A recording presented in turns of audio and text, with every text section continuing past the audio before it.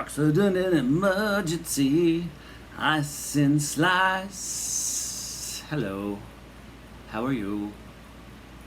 I'm just reading a little bit of Gangster Granny by David Walliams. Again, if you remember, it's the same author that wrote Mr. Stink, which we are now on chapter 20. So remember to pay close attention to the story so that you can answer the questions after. Let's get started with chapter 20, Grubby Toilet Roll. Hooray! There was a huge cheer as Mr. Stink appeared in the upstairs window. All he had to do was stand and wait for the crowd to roar and their approval. The cameras all zoomed in and their microphones leaned forward. One lady even held her baby up so that the infant could catch sight of this new star. Chloe stood a few paces behind Mr. Stink, watching like a proud parent. She hadn't enjoyed being on the television that much and preferred to let Mr. Stink take center stage. He gestured for everyone to be quiet, and there was quiet. "I have written a short speech," he announced, before unrolling a very long, grubby toilet roll and reading from it. "First of all, may I say how very honored I am that you have all turned out to see me today." The crowd cheered again. "I am but a humble wanderer, a vagrant, certainly a vagabond, a street dreamer, if you will."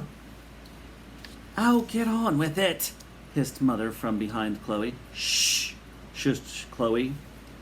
"As such, I had no idea that simply appearing on the electric television apparatus would have quite such an astonishing effect. All I can say at this time is that I am meeting with the Prime Minister today at number 10 to discuss my political future."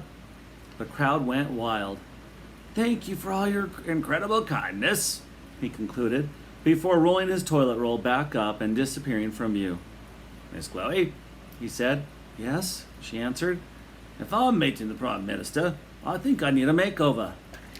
Chloe wasn't sure exactly what a makeover was. She knew there were lots of shows on TV that did makeovers, but Mother didn't allow her to watch them. Feeling like the ugly duckling of the family, she didn't own any makeup either, so tentatively she knocked on her little sister's door to see if she could borrow some. Annabelle had drawers full of makeup. She always asked for it for her birthday and Christmas, as she liked nothing better than painting it all on and performing her own little beauty pageants in front of the bedroom mirror. "Has he gone yet?" asked Annabelle. "No, he hasn't.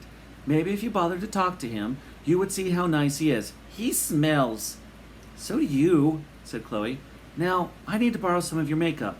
"Why? You don't wear makeup. You're not pretty, so there's no point." For a moment, Chloe entertained a number of fantasies where her little sister met horrific ends.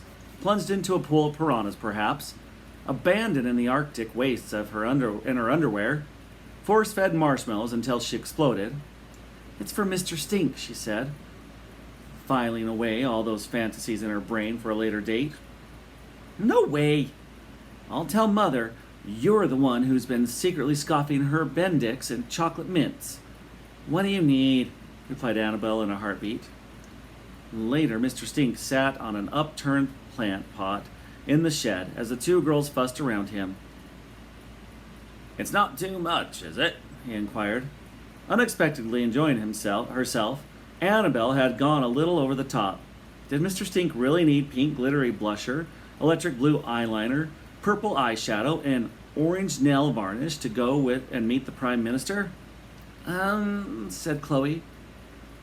"No, you look great, Mr. Stink," said Annabelle, as she attached a butterfly hair clip to his head. "This is so much fun. It's the best Christmas Eve ever." "Aren't you supposed to be singing Christmas carols in church or something?" asked Chloe knowingly. "Yes, but I hate it. It's so boring. This is way more cool." Annabelle looked thoughtful. "You know, it's so tedious sometimes doing all these stupid hobbies and sports and stuff." "Why do you do them then?" inquired Chloe. "Yes, why do you do them, dear?" chimed in Mr. Stink. Annabelle looked confused. "I don't know, really. I suppose to make Mother happy," she said. "Your mother won't be truly happy if you aren't. You need to find the things that make you happy," said Mr. Stink with authority. It was hard to take him seriously, though, what with his multicolored eye makeup. "Well, this afternoon has made me happy," said Annabelle. She smiled at Chloe for the first time in years. "Hanging out with you has made me happy." Chloe smiled back, and they nervously held each other's gaze for a moment. "What about me?" demanded Mr. Stink.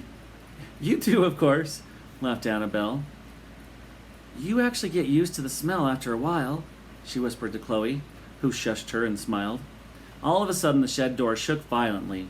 Chloe rushed to the door and opened it to see a helicopter hovering overhead, engine whirring. It slowly came down to land in their garden. "Ah, yes.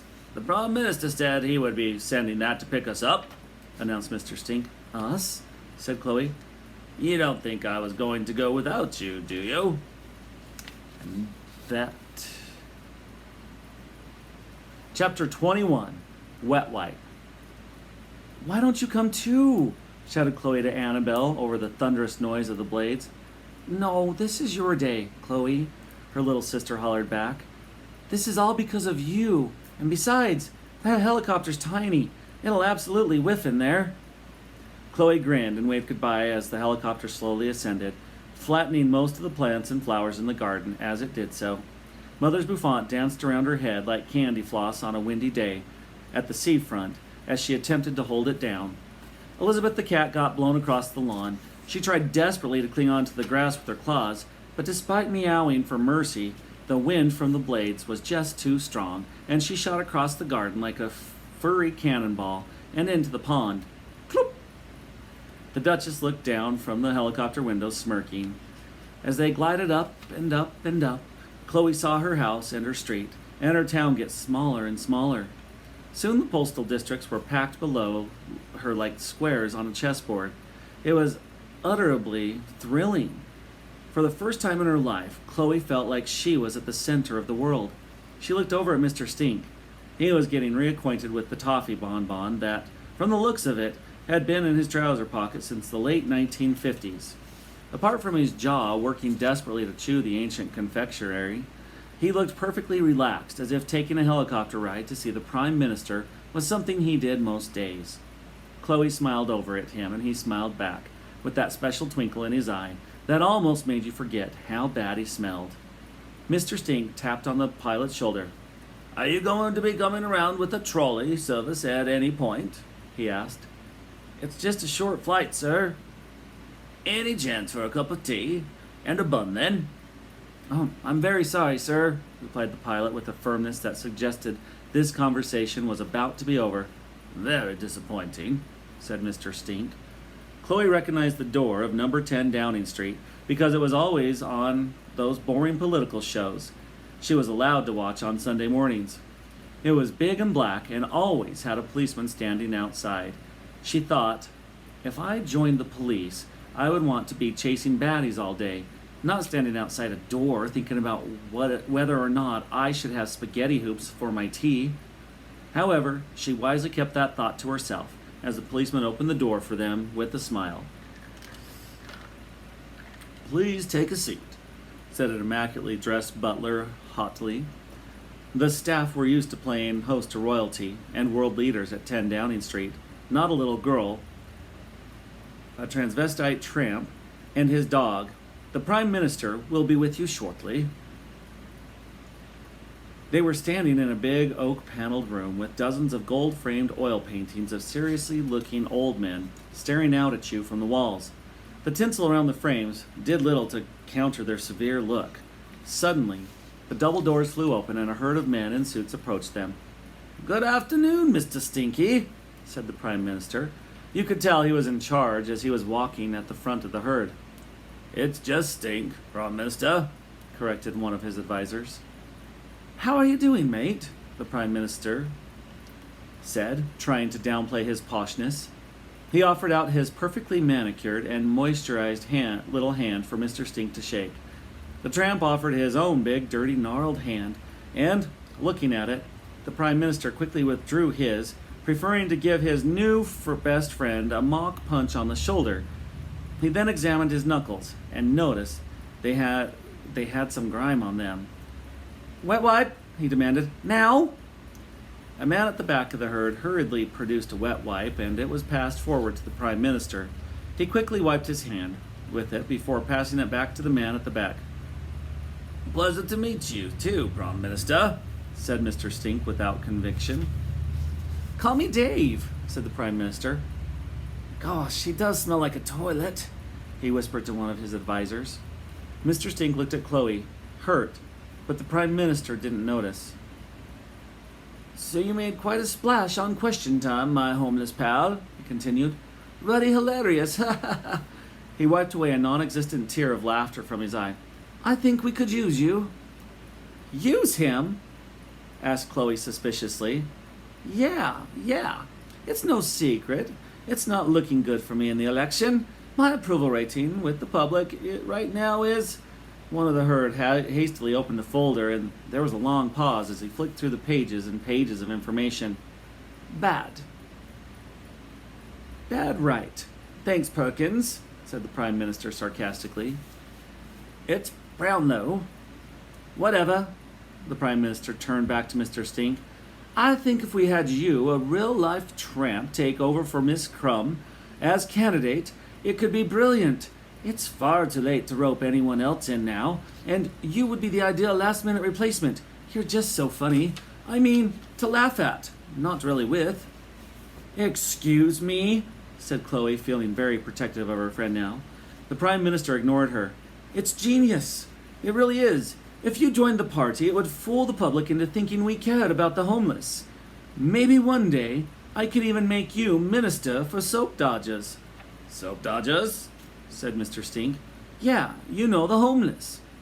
Right, said Mr. Stink. And as Minister of Homeless, I would be able to help other homeless people? Well, no, said the Prime Minister. It wouldn't mean anything, just make me look like a fantastic tramp-loving guy. Well, what do you say, Mr. Stinky Poo? Mr. Stink looked very ill at ease. I'm not sure. Are you kidding me? Laughed the Prime Minister. You're a tramp. You can't have anything better to do. The suited herd laughed too. Suddenly Chloe had a flashback to her school. The Prime Minister and his aides were behaving exactly like the gang of mean girls in her year. Still stumbling for words, Mr. Stink looked over to her for help. Prime Minister, said Chloe. Yes, he answered with an expectant smile. Why don't you stick it up your fat bum? You took the words right out of my mouth, child, chuckled Mr. Stink. Goodbye, Prime Minister, and Merry Christmas to you all. And that is going to do it for today. Had a pretty good ending there, right? I love when she stood up to the bully for her friend, just like he did for her. Something we can all learn. We can stand up to bullies for our friends. It might be hard if you're the one being bullied, but standing up for them is something that we all can do. All right, guys. Have a great rest of your day. Make sure you answer your questions. We'll see you tomorrow for Chapter 22.